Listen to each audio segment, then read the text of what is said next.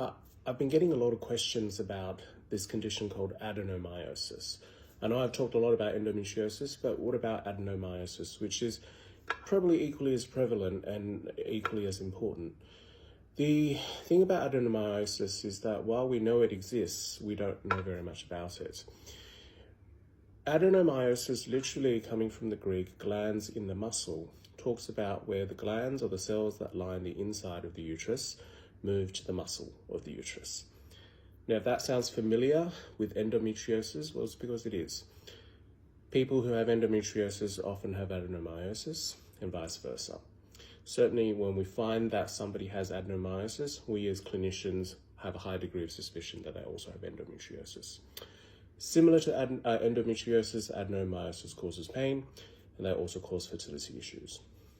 Now, we don't know exactly what causes adenomyosis and whether it's exactly the same mechanisms of endometriosis. There are some very different populations out there. So, for example, parity or having previous pregnancies seems to be positively correlated with having adenomyosis, whereas endometriosis is more associated with people who've never not been able to fall pregnant. We used to think that adenomyosis is an exclusive condition of people who are in their middle age. Now, that's probably biased from the fact that the only way we could diagnose adenomyosis 10, 20 years ago was through hysterectomy specimens. So obviously, people would have their hysterectomies in their 40s and 50s, and that's where we would find the adenomyosis, and therefore there was probably a slightly fallacious thought that it was exclusively the realm of middle-aged perimenopausal women.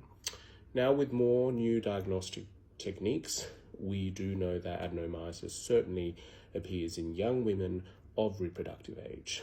We have now very excellent ultrasound techniques, and in the right hands, adenomyosis gives very typical images on a pelvic ultrasound.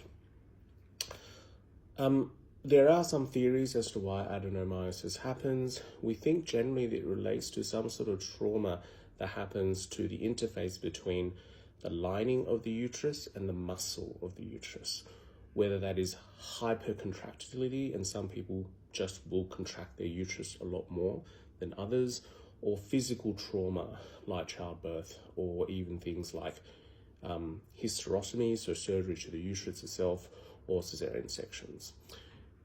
What we also seem to see in adenomyosis is that the cells that line the inside of the uterus, these glandular cells, lose their anchor to the inside of the uterus. So the genes that express these anchor molecules seem to be lost, and these cells move from cells that are static and anchored into the lining, and they then turn into cells that are a lot more mobile and can actually move into the muscle. We don't know what instigates these, whether this is a predisposition genetic issue, or there is some evidence that hormones like estrogen will predispose this in some people, which again has some similarities with endometriosis, which in a lot of people are exquisitely hormonally sensitive. What does it cause? Adenomyosis causes essentially pain. The pain is a little bit different from endometriotic pain in the sense that it does have an inflammatory component, just like endometriosis. There is probably a neuropathic component, but there is actually quite an interesting muscular component. That is, there is increased irritability in the muscle of the uterus in people with adenomyosis, so they get a lot of these crampy kind of pains. Adenomyosis also causes really heavy periods. One of the reasons we think this happens is when somebody has a period, when the cells are shed, what they leave behind are these big venous lakes. And what the uterus does is it causes contractions that are coordinated and sort of long and purposeful in a way that shuts off these venous sinuses. When the muscle is infiltrated by adenomyosis, then adenomyosis can cause irregular, incoordinate contractions. And these lead to these really ineffective contractions that don't really shut off these venous sinuses as effectively. And these people get these crampy pains and also quite heavy periods as well. From a fertility perspective, there is definitely an inflammatory component that affects egg quality, with also some issues potentially around inflammation and some ongoing research that looks at an association between people with adenomyosis and recurrent pregnancy loss.